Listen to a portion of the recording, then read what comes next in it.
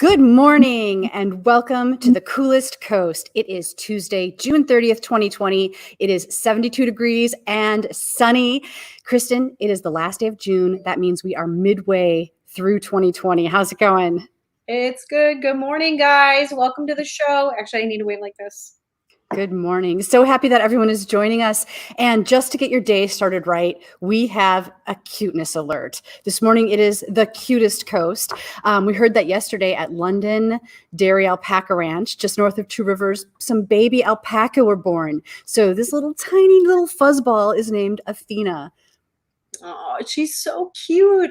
It almost looks like a little fuzzy sheep or something. It's hard to believe it's real. It's like a perfect little stuffed animal. I know London Dairy Alpaca does daily tours. I think you have to register in advance, but what a great time to head out there and see the baby alpaca. I know. Have you been out there before, Tina? We did. We went out a couple of weeks ago. They had like an Odyssey event, and we were able to fly the drone and, socially distance, experience the event. And actually, they have a big bin of alpaca fiber, and the sign says, "It is as soft as clouds look." And I'm like, no, because it looks just like a bin of wool. Yeah. And you touch it, and it was literally the softest. It was miraculous how soft and fluffy it was. You just wanted to rub it all. Well, too much information. A bath of wool. Yeah. Literally, if there were a bathtub filled with it, you would just love to crawl in. I love that. Well, Jason, I know I'm putting you on the spot here because I just gave you these pictures, but I was sharing with Tina before the show today, guys, that I've been to an alpaca farm, but it happens to be in the central part of Kansas, just outside of Great Bend, Kansas. It is run by the Franciscan sisters. So here we are in the chicken coop. That is when Nora was really little. But these sisters run this farm and they have alpacas and chickens. They have an outdoor oven. I don't know, Jason, if you can work your magic. Here's the outdoor oven. And is that solar powered? That is solar powered. So it brings in all the sun and they bake in that where that little door is there. And they bake cookies and desserts and all different kinds of things in that solar oven. And Tina, like you said, they actually spin the wool there and they make socks and scarves and blankets. And they were so soft and not like wool, like you said. Right. Good morning, Patty. Actually, out at London Dairy Alpaca, they were explaining that alpaca fiber is it's not itchy like regular sheep's wool might be. Sometimes people have an allergy to sheep's wool. They typically don't have an allergy to alpaca. It does not absorb water. It just kind of sounded wonderful on all accounts. Too good to be true? Almost.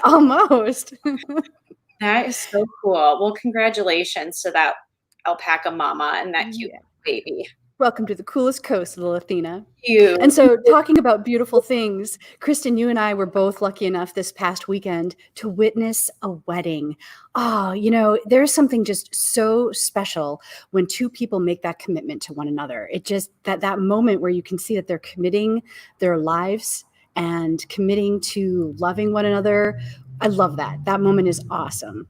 Yeah, I agree. So guys, my cousin Maggie and Travis got married. Well, Travis is my cousin, but it was a super intimate event because of everything going on. They decided to do it really small and it was really beautiful and just really quaint. And I think that made it just extra special for them and really meaningful because their very closest family was there to support them. So, aww. And congratulations to the newlyweds. Yeah. Cheers, guys.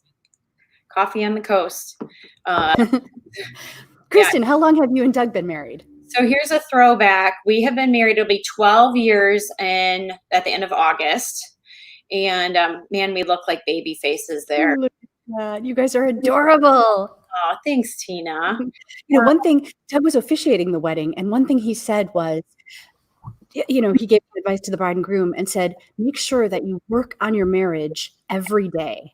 Mm-hmm. Right? My takeaway from that was it's precious and it really does take commitment. It's not just something you can go into lightly and then just sit on the shelf and ignore. Every day you have to work on your marriage, and that's what makes it so fulfilling and rewarding. Do you see the children? I see the stalkers in the background. Adorable. Okay, Josie, you need to go today, honey. Give me a hug. Say good morning. Okay. We're live on television. You got to go. That is awesome. Thanks for the hug, honey. So where were we? I totally lost my train of thought. No, no worries. We were talking about commitment and how Doug had such important advice for the couple about working on your marriage every day. Yeah, I mean, I think so. We really try to live and breathe that every day. And as you know, and I'm sure many of you know that in our committed relationships, some days are easier than others. I think if you sat down and talked with Doug about marriage, you would also hear him say that marriage is not disposable. So oftentimes when things get harder, it doesn't work out, it's easy just to walk away from it. And for us, at least, that's not an option. That's never an option. If I have a problem, the first person I go to with that problem is Doug. Because we choose to lean into each other and to say, this is the most important thing. And we owe it to each other to solve it and resolve whatever is going on. So I feel fortunate that he is as committed to that relationship and that commitment in that way as I am. That certainly makes it easier. But yeah, it's hard work. Yeah. That's beautiful. And I think it really is important to acknowledge that, unlike some of the Disney movies that we see, right, where there's a kiss and then happily ever after, like it's up to you to make that happily ever after. Right. There's Jason and Tina. Okay. How long have you guys been married? It's going to be 16 years this summer. And I'm so happy. Like you were saying, leaning into one another, that commitment, it is incredible. Like Jason completes me. And, I would say I do over and over again today. Right. Yeah. And I think, as you go through time and you go through things happening, you have an opportunity to make your marriage stronger and stronger because you choose to work through those things. Right. And so when adversity happens or things are difficult, it's actually easier to get through them because you've weathered a little bit with each other and you know how to do it. And honestly, I was thinking about this as we were preparing for today, like what's been the hardest part for us? Because it's not always good. Right. And I think this is just something that maybe a lot of people don't talk about, but between us having Grace and then Josie coming along, that was just Josie in the video. We had 3 miscarriages in that time. And I just can remember this, first of all, feeling like a failure, right? Because for some reason my body wasn't doing what it was supposed to do. And it was hard on a marriage. And I questioned, why wasn't it working? And, you just start to play mind games. And I think we just kind of said, we need to keep centered around us and we need to keep leaning into us, even when my brain and my hormones and everything were just crazy for really what ended up being a couple of years. And Doug weathered that crazy storm. I was a crazy lady back then, right? And he weathered it with me. And, so I think about that now and what that means for our relationship. So. Wow, Kristin, thank you for sharing that. That's really important. And I think it's, a good point too, that the kids you were when you made the commitment, I do, are not the same kids that you are today, right? Like we're certainly not the same 2 people that we were, but it's the person that I chose. It's not because of a certain job or a career or some cool clothes he had on, right? Like it's truly that person so that you can get through all of those challenges because you're in love with the person, right? And you complement one another. Right. Oh yeah, Risa. Okay. You should have to work at your marriage, but marriage shouldn't be hard work. Oh, I like that. Right. Good point. That's a good addendum to that statement. Right. Yeah, it is. And to your point, Tina, it is an evolution. Like we can't all stay the same. We have different careers, different jobs, different places that we're taking. But, at the end of the day, you still wake up and you say, I'm going to choose you every morning. Right? I'm going to choose you. I'm going to choose you. Even there's days where I'm like, man, I really don't like you this morning, or I really didn't like you last night before I went to bed. But you wake up and you just say, you know what? I'm choosing you today. I love you. Whatever that was, it'll be okay. And then choosing to reaffirm that love, choosing to choose our words kindly, right? We could easily choose just harsh words and be a grouch. But that's not going to help things. That's not going to make it better. So. Right. Some days it does feel good to be a little grouchy, though. I should tell you, I'm not always like pumpkin pie. Even being in a committed long-term relationship is special. It doesn't have to have marriage in the commitment, but. Right. Okay. So for those of you watching, I know some of you are out there. what tips for marriage do you guys have? Or just tips for committed relationship if you're not married yet. What about what you do has made it work?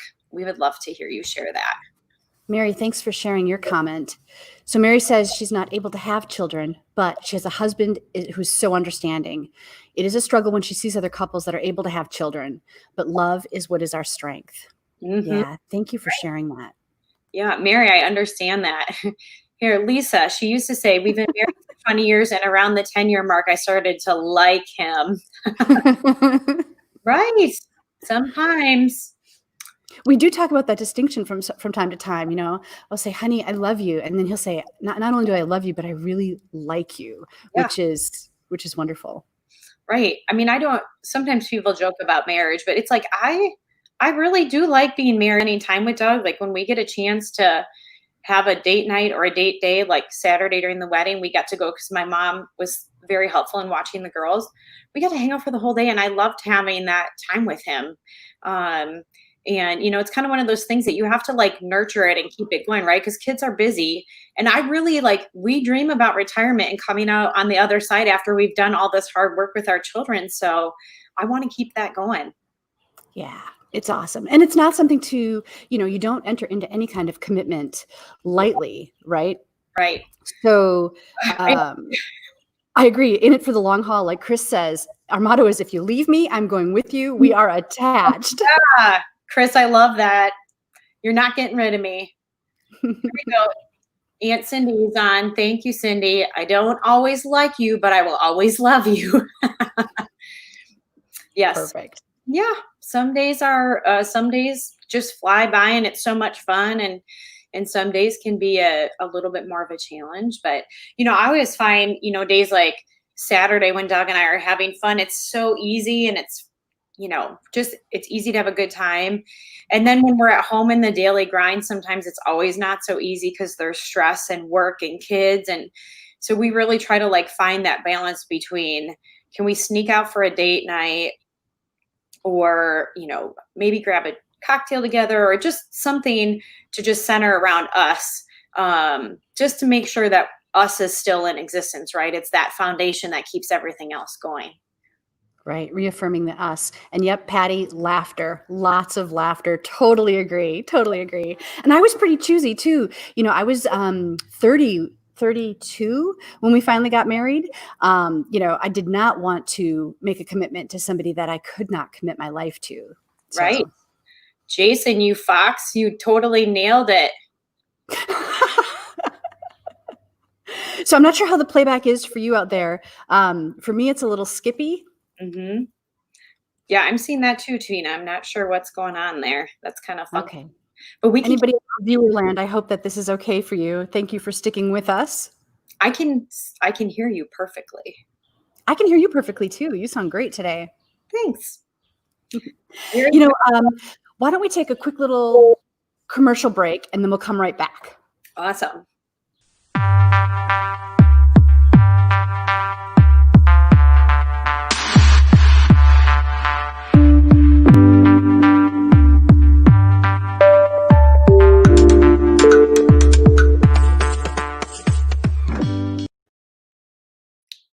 Fancy commercial. All right, we're back.